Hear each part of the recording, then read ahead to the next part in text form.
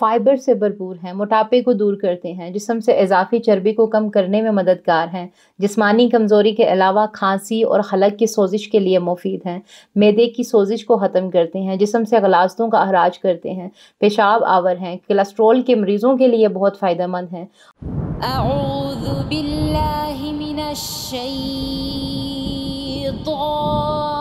الرجیم،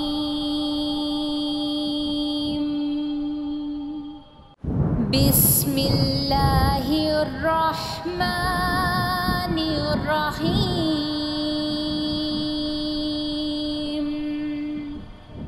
بسم اللہ الرحمن الرحیم۔ السلام علیکم ورحمۃ اللہ وبرکاتہ۔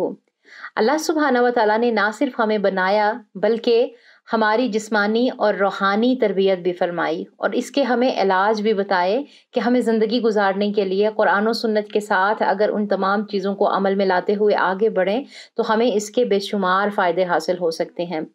آج ہم جس کے بارے میں بات کر رہے ہیں وہ جو ہے، یعنی کہ بارلے بھی اسے بولتے ہیں اور عربی میں اسے شعیر بھی بولتے ہیں۔ خوردنی اجناس میں جو ایک عام سی جنس ہے، یہ گندم کے کھیتوں میں پائے جاتے ہیں اور گندم سے پہلے پک جاتے ہیں۔ اگرچہ یہ کاشت کیے جاتے ہیں مگر اس کی خوردرو قسم بھی پائی جاتی ہے، اور جو کے بارے میں نبی صلی اللہ علیہ وآلہ وسلم نے بہت ہی خوبصورت جو ہیں ارشادات بھی فرمائے ہیں، کہ جس میں دیکھتے ہیں کہ ہمارے پیارے نبی صلی اللہ علیہ وسلم نے کیا فرمایا۔ نبی صلی اللہ علیہ وآلہ وسلم کو جو بہت پسند تھے، ان کی ذات گرامی کے ساتھ ان کا بطور روٹی، بطور دلیا اور بطور ستو احادیث سے ثابت ہے، پتہ چلتا ہے۔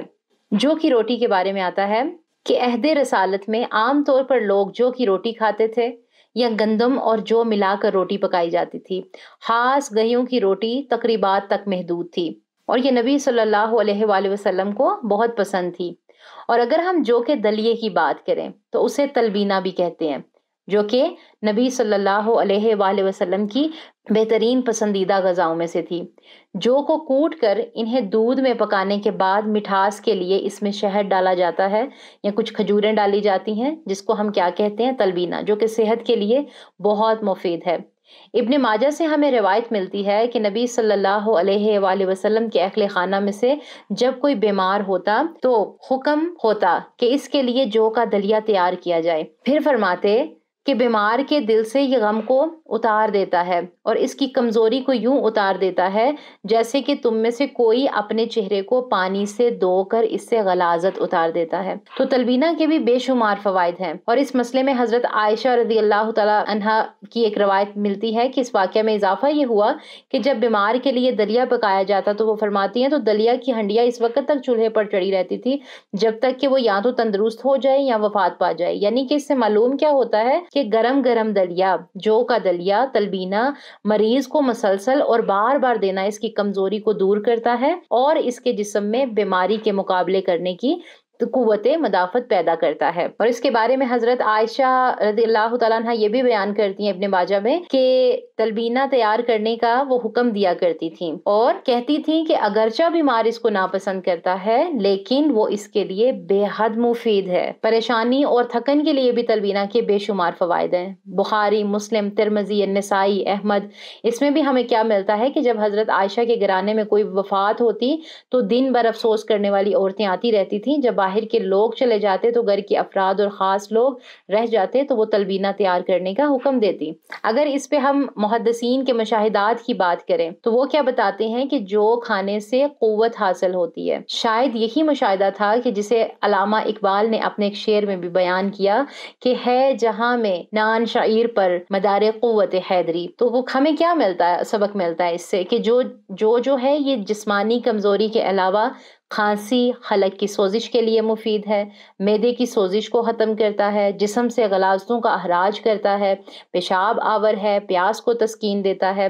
اور ابن القیم نے جو کہ پانی کو پکانے کا جو نسخہ بیان کیا ہے، اس کے مطابق جو لے کر ان سے 5 گنا پانی ان میں ڈالا جائے، پھر انہیں اتنا پکایا جائے کہ پانی 2 دیا ہو جائے اور اس کی مقدار میں کم از کم 1/4 کمی آ جائے، اور اس کو پکا کے کھانے سے بھی انسان کی طبیعت جو ہے وہ خشاش بشاش ہو جاتی ہے، اور بہت ساری جو جسمانی کمزوری ہوتی ہے اس میں بھی یہ فائدہ مند ثابت ہوتا ہے۔ تو نبی صلی اللہ علیہ وسلم نے جو کہ فوائد 2 اہم باتیں ارشاد فرمائی ہیں کہ مریض کے دل سے یہ بوجھ کو اتار دیتا ہے اور غم و فکر سے بھی نجات دیتا ہے۔ تو آج ہی اپنی زندگی میں اسے شامل کریں، کیونکہ جو ہمارے لیے بہت مفید ہے، اور جو کہ استعمال کرنے سے نہ صرف جو ہے موٹاپے جیسی بیماریاں، نہ صرف ڈائبٹک پیشنٹ اور دوسرے جو کولیسٹرول سے پریشان پیشنٹ ہیں ان کے لیے بھی یہ بہت مفید ہے۔ تو اپنی زندگی کو سنتوں کے مطابق گزارنے کی کوشش کریں، یقین کریں کہ وہی انسان فلاح پاتے ہیں ہر طرح سے جو کہ اپنی زندگی کو قرآن اور احادیث کے ساتھ اور ان چیزوں کے ساتھ جو کہ اللہ اور اللہ کے نبی صلی اللہ علیہ وسلم نے ہمارے لیے بتائی ہیں